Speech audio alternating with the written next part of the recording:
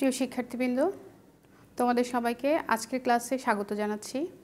তোমাদের সাথে আছি আমি ফারজানা আক্তার, প্রভাষক বাংলা বিভাগ, সরকারি হাজী মোহাম্মদ মহসিন কলেজ। আশা করছি তোমরা সবাই সুস্থ এবং নিরাপদেই আছো। তোমাদের সাথে অনেক দিন পরে আরেকটা ক্লাস নিয়ে আসলাম। গত ক্লাসে আমি তোমাদেরকে পড়িয়েছিলাম বাংলা বানানের নিয়ম। সেখান থেকে আমি 3টা প্রশ্ন পড়িয়েছিলাম, তৎসম, অতৎসম এবং প্রমিত বাংলা বানানের নিয়ম পড়িয়েছিলাম। আজকে আমি বাংলা বানানের নিয়ম থেকে নতুন 2টা প্রশ্ন নিয়ে তোমাদের সাথে আলোচনা করব। প্রশ্ন দুটো হচ্ছে নত্যবিধান কাকে বলে, নত্যবিধানের নিয়মগুলো লিখো। সত্যবিধান কাকে বলে, সত্যবিধানের নিয়মগুলো লিখো। তোমরা নত্য সত্য বিধানের সাথে ইতোমধ্যেই এর আগের ক্লাসগুলোতে তোমরা ক্লাস 8 থেকেই আমার মনে হয় তোমরা সবাই এগুলোর সাথে পরিচিত। নত্যবিধান কাকে বলে, সত্যবিধান কাকে বলে, তোমাদের পরিচিত একটা বিষয় নিয়ে আজকে আমরা আলোচনা করব। সহজ একটা নিয়ম, কিন্তু তোমাদের একাদশের যে সিলেবাস এবং দ্বাদশেও এখান থেকে প্রশ্ন হয়ে থাকে। প্রশ্নে এইভাবে হয় যে নত্যবিধান বলতে কি বুঝো, নত্যবিধানের 5টি নিয়ম লিখো। সত্যবিধানেরও 5টি নিয়ম এভাবেই থাকে, অথবা দেওয়া থাকে যে কয়েকটা শব্দ দেওয়া থাকে, সেগুলার বানানটা ভুল থাকে, তোমরা শুদ্ধ করে লিখতে হয়, এরকমই থাকে। তো চলো আমরা আজকের আলোচনা শুরু করি। প্রথমে আমরা নত্যবিধান নিয়ে পড়ি।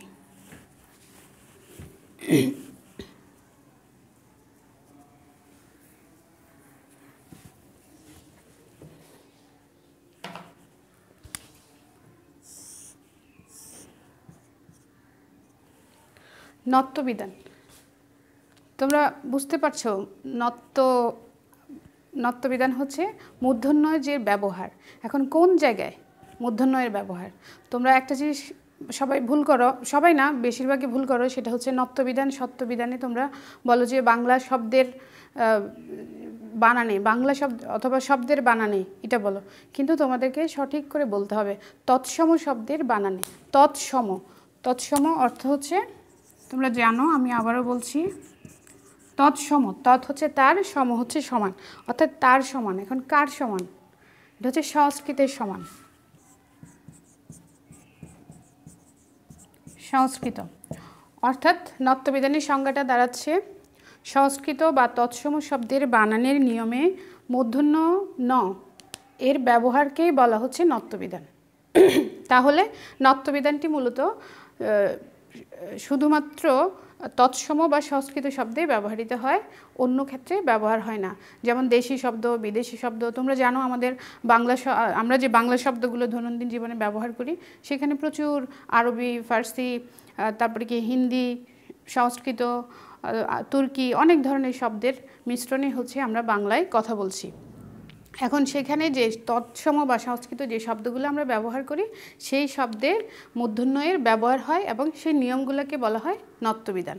তাহলে সংজ্ঞাটা আমি আবারও বলছি, তৎসম শব্দের বানানে মূর্ধন্য ন এর ব্যবহারের যে নিয়ম, সেটাকে বলা হচ্ছে নত্যবিধান। এবার আমরা একটু নিয়মগুলো দেখে নিই।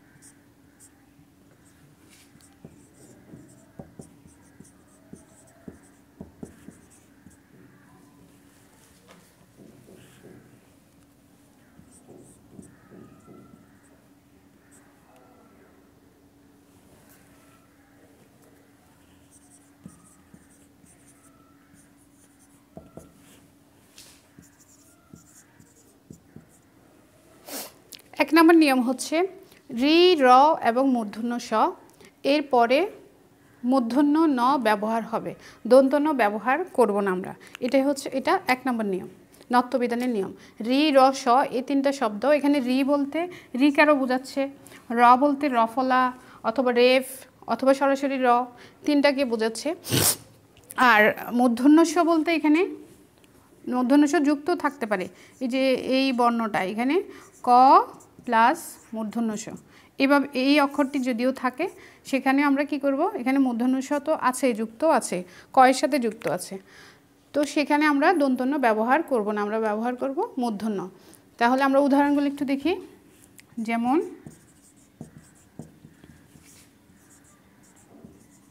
ঋণ,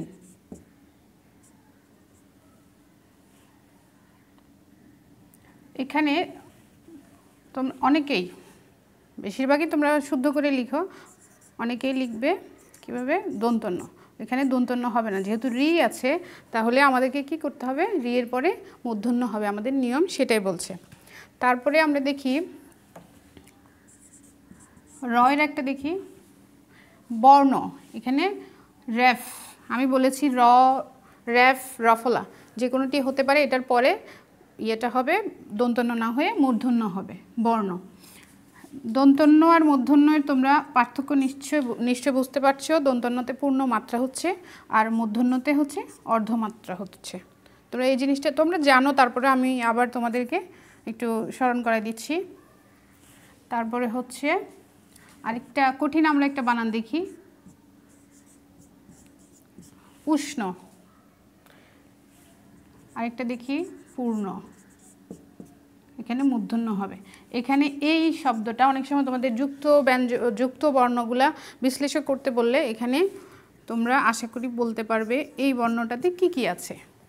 এখানে আছে কি কি, মূর্ধন্য ষ প্লাস মূর্ধন্য ন, এটা দন্তন্য না। তাহলে 1 নম্বর, আচ্ছা আমরা এত সব ডিটেলসে না যাই, আমরা নিয়মগুলো দেখে নিই। 1 নম্বর নিয়ম হচ্ছে রি, র, স এর পরে মূর্ধন্য হবে। উদাহরণগুলো হচ্ছে ঋণ, বর্ণ, পূর্ণ, উষ্ণ। আমি আশা করছি তোমরা এরপর থেকে পূর্ণ বানানে দন্তন্য আর নিশ্চয়ই দিবা না। তোমরা যারা ভুল করতে, তোমরা এখন থেকে এখানে অর্ধ মাত্রা দিয়ে মূর্ধন্যই দিবে, কারণ রেফের পরে নিয়ম বলছে মূর্ধন্য ন হবে। 2 নম্বর নিয়মে যাচ্ছি।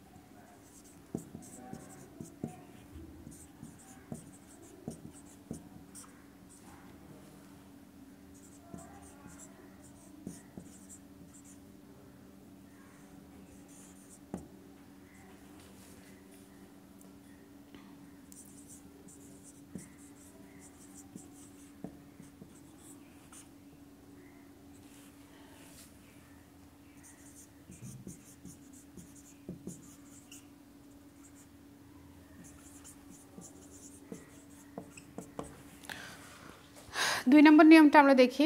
রি, র, স অথবা রিকারও হতে পারে, আর র এর ক্ষেত্রে রফলা, রেফ তিনটাই হতে পারে।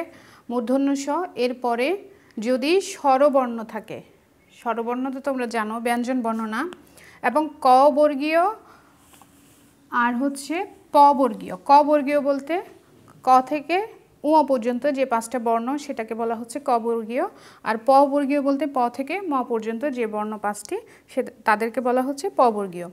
এগুলো যদি থাকে রি, র, স, আমরা আগে পড়েছি রি, র, স এর পরে মূর্ধন্য ন হবে সরাসরি।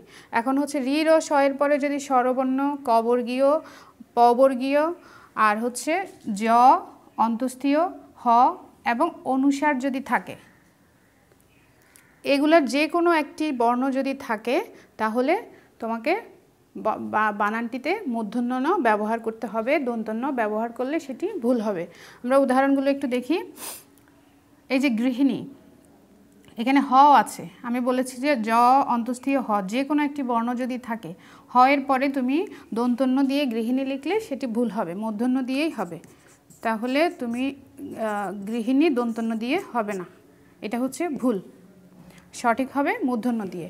অগ্রহায়ণ বানানে মূর্ধন্য হবে, কারণ পূর্বে অন্তস্থীয় আছে। অপরাহ্ন বানানে এটা হচ্ছে মূর্ধন্য ন, মূর্ধন্য ন এভাবে হবে। তোমরা এটা অপরাহ্ন কিভাবে লিখো, ভুল লিখো, অপরাহ্ন এখানে লিখো, এই জায়গাটা এই মাঝখানে হয়ের মাঝখানে যদি দাও এটা হয়ে যাবে দন্তন্য। আর যদি এটা ভুল, সঠিক হবে অপরাহ্ন। হয়ের নিচে যদি দাও তাহলেই সঠিক হবে। আর এখানে যেহেতু হ আছে, হয়ের পরে আমাদের নিয়ম বলছে মূর্ধন্য নয় হবে, ইত্যাদি। আর আমি আরেকটা জিনিস বলেছি, ক বর্গীয় এবং প বর্গীয়, শুধুমাত্র ক এবং প বর্গীয়গুলোই হতে হবে, অন্য কোনো কিছু হলে কিন্তু হবে না। প বর্গীয় একটা দেখি, এই যে কৃপণ, কৃপণ বানানে দন্তন্য দিয়ে লিখলে এটা ভুল হবে, মূর্ধন্য দিয়ে লিখলে সঠিক হবে, কারণ হচ্ছে প বর্গীয় একটা শব্দ আছে। তাহলে আমরা একটা ভুল দেখি এরকম অন্যগুলা, যেমন আমি মূর্ধন্য ন বলছি বারবার, ওইটা বানান কিভাবে হবে,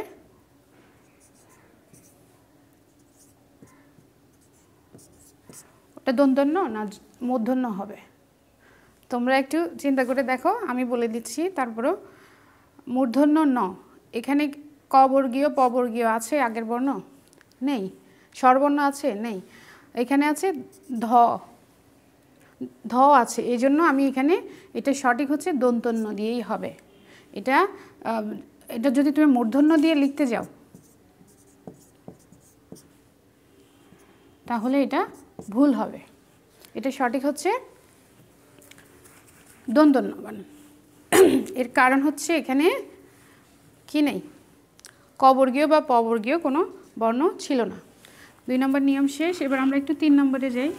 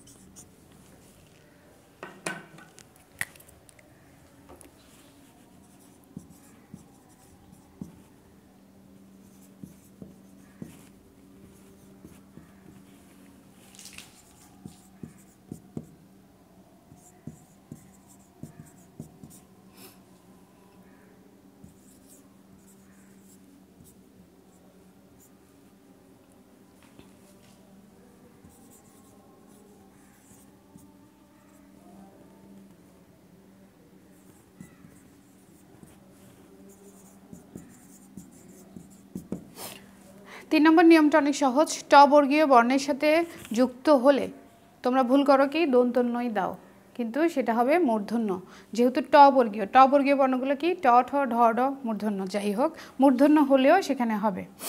তাহলে আমরা উদাহরণগুলো দেখি, ভণ্ড, কণ্ঠ, দণ্ড ইত্যাদি। তোমরা কি করো, কণ্ঠ লিখলা, তোমরা এভাবেই কণ্ঠ লিখো, এখানে মাত্রাটি হবে না, মাত্রা দিলে এটা দন্তন্য হয়ে যাচ্ছে।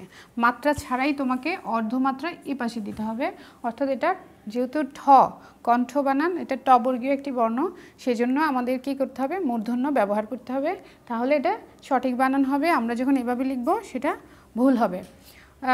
তেমনি আরও আছে ভণ্ড, লণ্ড, ভণ্ড, এখানেও তোমরা কি করো, এভাবেই দিয়ে দাও। কাণ্ড, কাণ্ড বানানিতেও সবাই ভুল করো, এভাবে দাও কাণ্ড, এগুলো সবগুলোই হচ্ছে ভুল। এটা কি করতে হবে, সঠিক বানান লিখতে হবে তোমাদেরকে মূর্ধন্য দিয়ে, অর্থাৎ দন্তন্য দিলে ভুল হবে, এই পাশেই মাত্রা হবে। তারপরে হচ্ছে 4 নম্বর নিয়ম আমরা দেখি।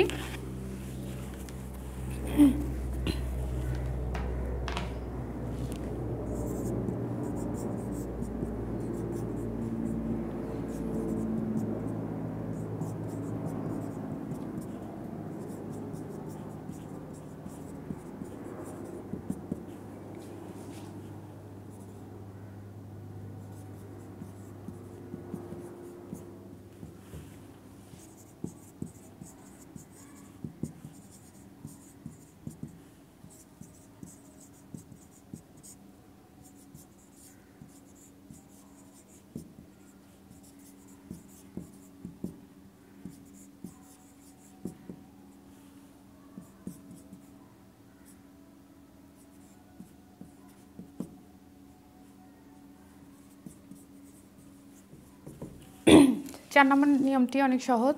প্রপরিনির, প্রপরিনির এই উপসর্গগুলোর পরে দন্তন্য ব্যবহার করা যাবে না। তৎসম শব্দের বানানে মূর্ধন্য নয় ব্যবহার হবে। উদাহরণগুলো হচ্ছে প্রণাম, প্রণাম লিখতে তুমি যদি দন্তন্য দিয়ে লিখো তাহলে এটা ভুল হবে, অর্ধমাত্রা হবে, মূর্ধন্যের ব্যবহার হবে।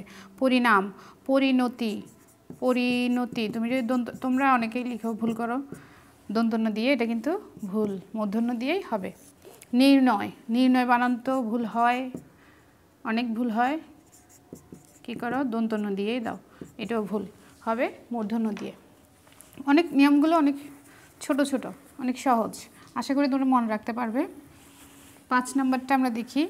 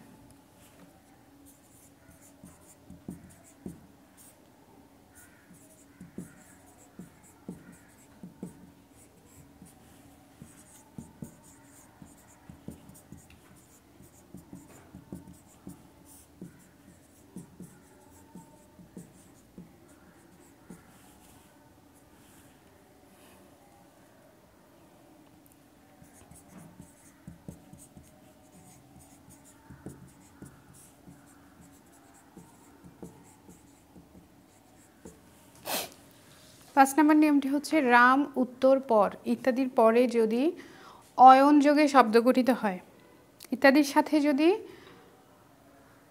অয়ন যোগে শব্দ গঠিত হয় তাহলে অয়নের যে অয়ন বানানের যে দন্তন্যটা ছিল সেটা মূর্ধন্য হয়ে যাবে। যখন নতুন শব্দ গঠন হবে তখন নতুন শব্দটিতে আমি দন্তন্য, অয়ন আলাদা একটি শব্দ, কিন্তু সেই শব্দে দন্তন্য ব্যবহার করলেও যখন রাম, উত্তর, পরের সাথে যুক্ত হচ্ছে তখন আমরা নতুন শব্দে দন্তন্যটাকে মূর্ধন্য হিসেবে লিখতে হবে। এটাই হচ্ছে তৎসম শব্দের বানানের নিয়ম। যেমন রামায়ণ, তোমরা অনেকেই রামায়ণে যারা করতে এখন থেকে আর ভুলটা করবে না, দন্তন্য হবে না, দন্তন্য দিলে ভুল হবে, মূর্ধন্যই হবে। পরায়ণ, উত্তরায়ণ এগুলোতেও কী হবে, মূর্ধন্য ব্যবহৃত হবে। এই হচ্ছে তোমাদের নত্যবিধানের নিয়মগুলো। আমি 5টি নিয়মে পড়াচ্ছি কারণ বেশি পড়ালে তোমাদের মনেও থাকবে না, আমি চাচ্ছি তোমাদের অল্প অল্প করে পড়িয়ে যেন মনে থাকে। 5টি নিয়মই পড়ো, যদিও অনেক নিয়ম। এখন আমি একটু সত্যবিধানের নিয়মটি নিয়ে আলোচনা করব।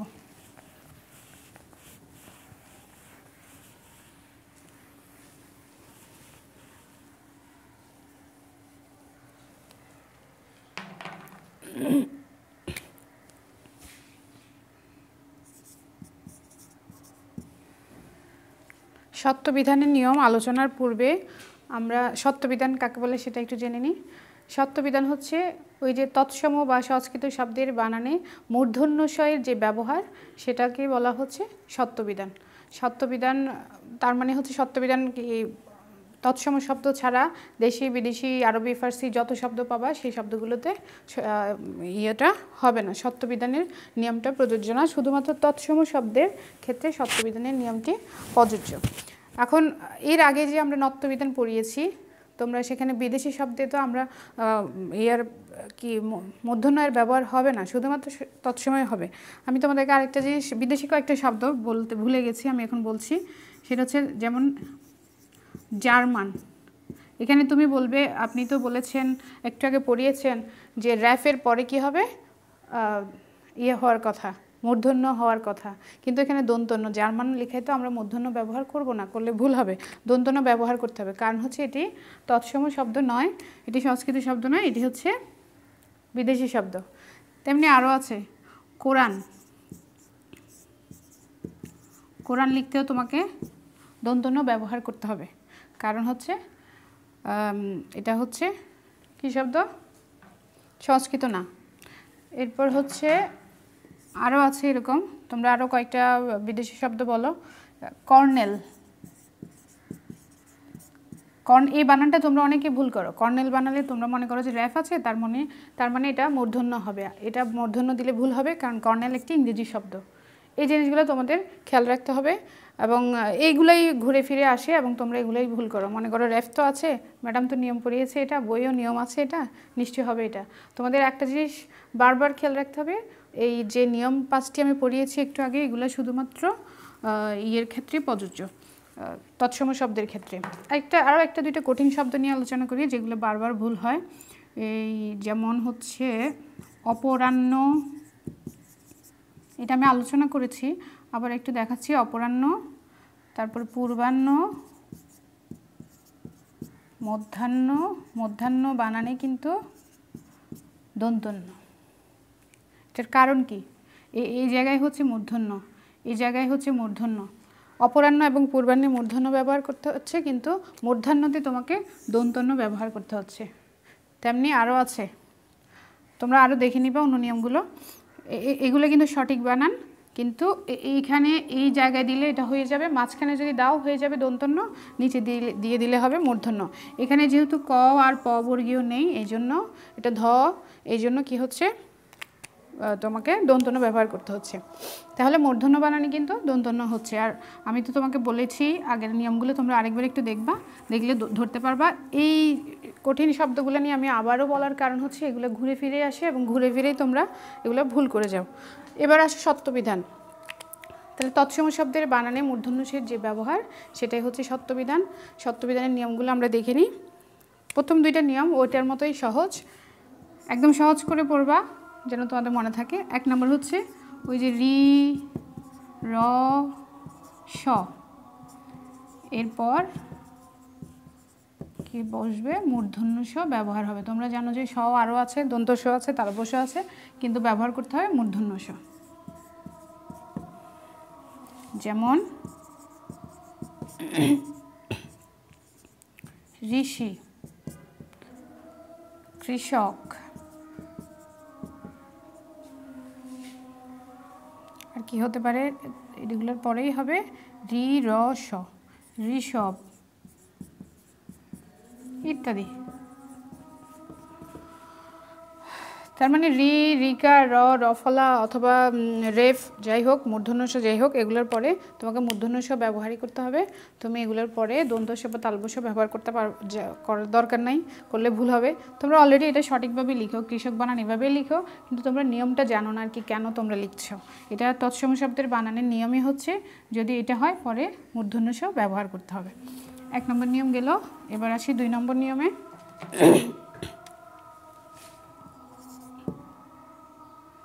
2 নম্বর নিয়ম ওইটার মতো একটা নিয়ম।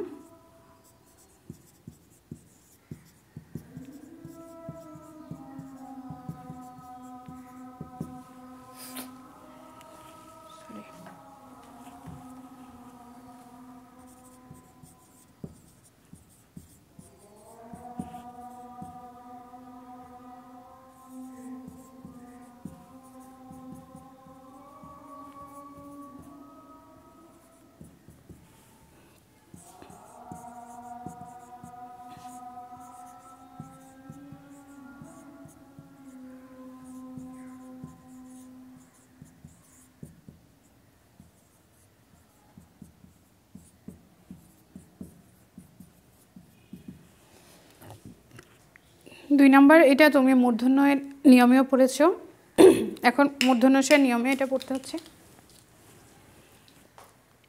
ট বর্গীয় বর্ণের সাথে যুক্ত হলে মূর্ধন্য স হবে। যুক্ত ব্যঞ্জনের ক্ষেত্রে যদি ট বর্গীয়ের সাথে স যুক্ত থাকে, তোমরা কষ্ট বানানে এখনও আমি অনেক জায়গায় দেখি কষ্ট বানানে, কষ্ট এভাবে লিখে, শ্রেষ্ঠ এগুলো ভুল কেন হবে? আবার অনেকেই তো তোমরা জানো কষ্ট বানান এভাবে, কিন্তু তোমরা নিয়মটা হয়তো খেয়াল করো নাই, নিয়মটা হয়তো জানা ছিল না, এখন আজকে জানা হলো। কষ্ট, শ্রেষ্ঠ, ভষ্ট এগুলা ট বর্গীয় বর্ণের সাথে যুক্ত হচ্ছে, এই জন্য মূর্ধন্যষটাই হচ্ছে। 3 নম্বর নিয়মটা আমরা দেখি।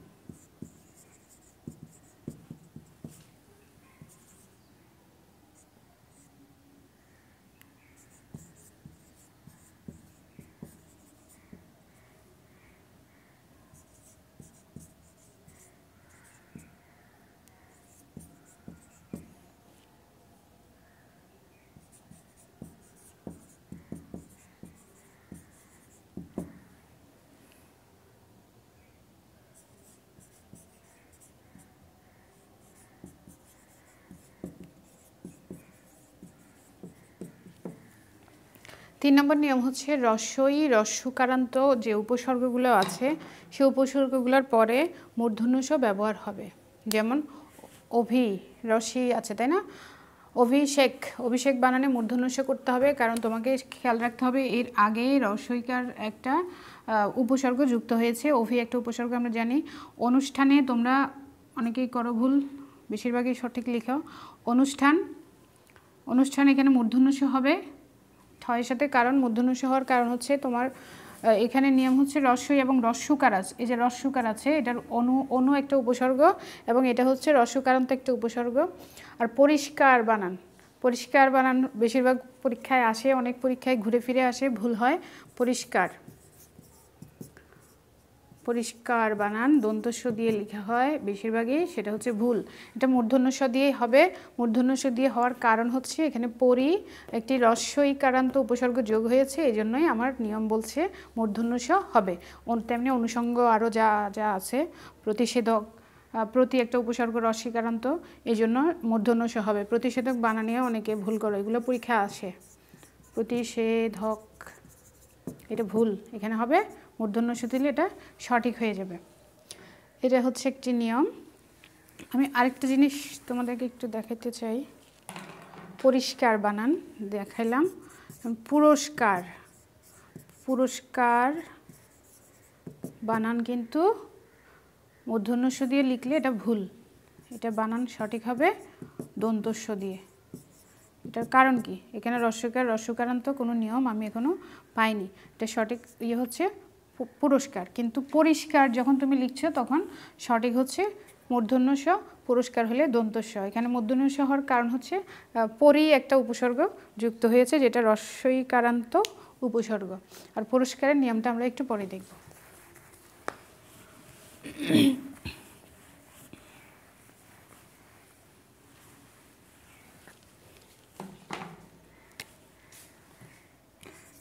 চার নম্বরটি লিখি।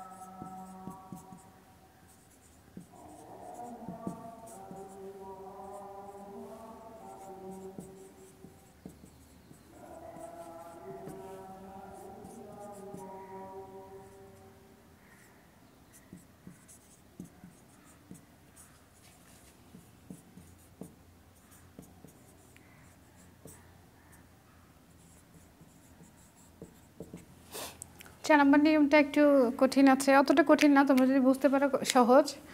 ক খ অর্থাৎ ক বর্গীয় প্রথম দুটি বর্ণ এবং প বর্গীয় প্রথম দুটি বর্ণের যদি, আমি এটা প্রথমে লেখা উচিত ছিল সন্ধির ক্ষেত্রে, যদি ক খ এবং প ফ যদি কি থাকে, তোমরা উদাহরণটা দেখলে প্রথমে বুঝতে পারবে। আবিষ্কার, আবিষ্কার এটা হচ্ছে কি দুইটা পদ মিলে একটা নতুন শব্দ তৈরি হয়েছে।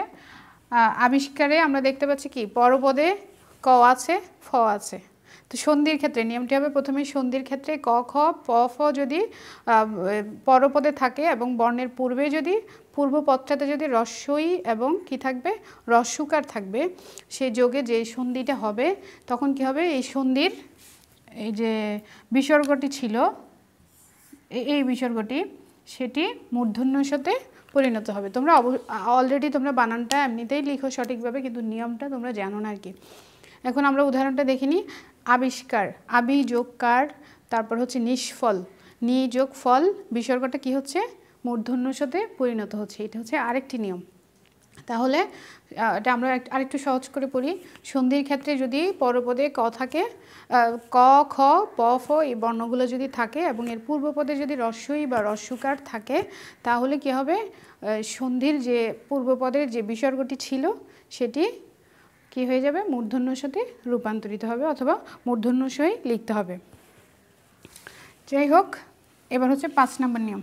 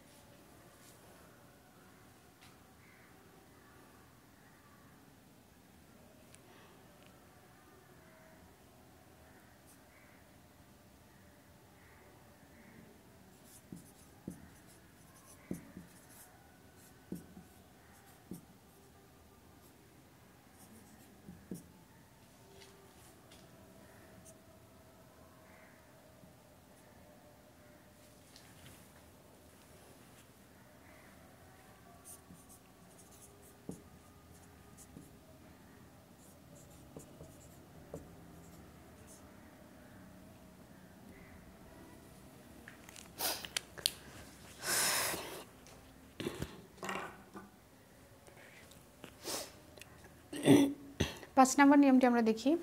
অ আ ছাড়া অন্য স্বরবর্ণে মূর্ধন্য স ব্যবহার হবে। অর্থাৎ স্বরবর্ণ প্রথম দুইটা ছাড়া স্বরেয় এবং স্বরেয়া ছাড়া অন্য যে স্বরবর্ণগুলো আছে সেগুলোতে আমরা মূর্ধন্য সই ব্যবহার করব। তোমরা এরকম আরও স্বরবর্ণগুলো দিয়ে কয়েকটা ওয়ার্ড শব্দ তোমরা খুঁজে দেখবে, খুঁজে বের করবে যেগুলোতে মূর্ধন্য স ব্যবহার করতে হবে, দন্ত স হবে না। অ আ ছাড়া তোমরা যদি অন্য স্বরবর্ণে দন্ত সর ব্যবহার যদি পেয়ে থাকো তাহলে কমেন্টস বক্সে তোমরা জানাবে, অথবা ক্লাসে যদি দেখা হয় তখন তোমরা জানাবে। তাহলে অ আ ছাড়া অন্য স্বরবর্ণে, তো তোমরা আবার অন্য শব্দগুলোতে খুঁজলে কিন্তু হবে না, তৎসম শব্দেই খুঁজতে হবে। অ আ ছাড়া অন্য স্বরবর্ণে মূর্ধন্য সহ ব্যবহার করতে হবে, কিন্তু অ আ যদি হয় তখন আমরা দন্ত স ব্যবহার করব। যেমন ওষুধ লিখতে আমরা, এটা হচ্ছে একটা স্বরবর্ণ প্রথমে আছে, সে স্বরবর্ণের পরে আমরা ওষুধ যদি তোমরা কেউ দ্বন্দ্বস্ব দিয়ে লিখে থাকো সেটা কি হবে, দ্বন্দ্বস্ব দিয়ে লিখলে ভুল হবে। আমাদেরকে লিখতে হবে মূর্ধন্য ষ দিয়ে। আমরা এইভাবেই লিখি অবশ্য, কিন্তু নিয়মটা জানি না। তারপরে এ দিয়ে আমি একটা করলাম এই শোন। তোমরা এরকম আরও স্বরবর্ণগুলো দিয়ে সেন্টেন্স বাক্যগুলো দেখবা, বাক্যের মধ্যে তোমরা শব্দগুলো খুঁজে খুঁজে বের করবা। তারপরে হচ্ছে আরেকটা আমি দেখালাম, এই যে এর আগে যে আমি তোমাদেরকে বললাম আবিষ্কার, রসিকার ছিল,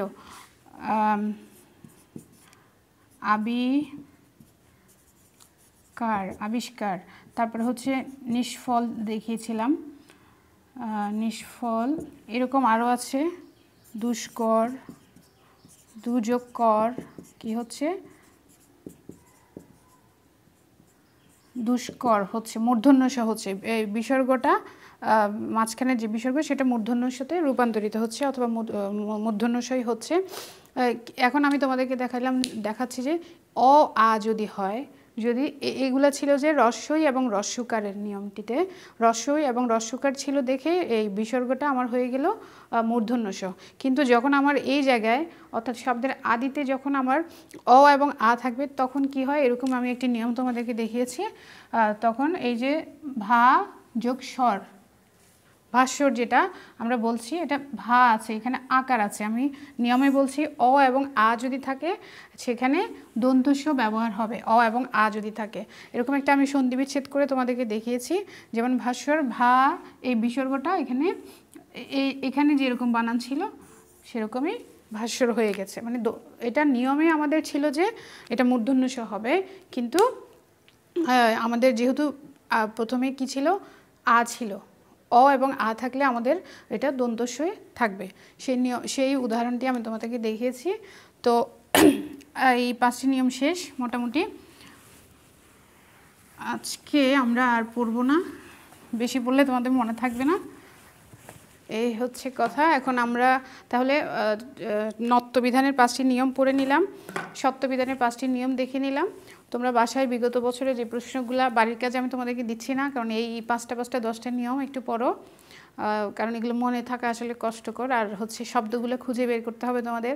এর মধ্যে কোনো শব্দে যদি দেখো যে না কোনো সমস্যা আছে, তাহলে তো তোমাদের জন্য কমেন্টস বক্সটা আছেই, সেখানে তোমরা কমেন্টস করবা, আমরা তোমাদের পরবর্তী ক্লাসে রিপ্লাই দেওয়ার চেষ্টা করব। আর হচ্ছে যে পড়াশোনার সাথেই থাকবে, পড়াশোনা করবে, কোনো প্রশ্ন থাকলে প্রশ্ন করবে। আমরা আশা করছি তোমরা স্বাস্থ্যবিধি মেনে বাসায় অবস্থান করছো, আর তোমাদের সুস্থতা কামনা করছি। পরবর্তী ক্লাসে দেখা হবে, সে পর্যন্ত সবাই ভালো থেকো, সুস্থ থেকো, আল্লাহ হাফেজ।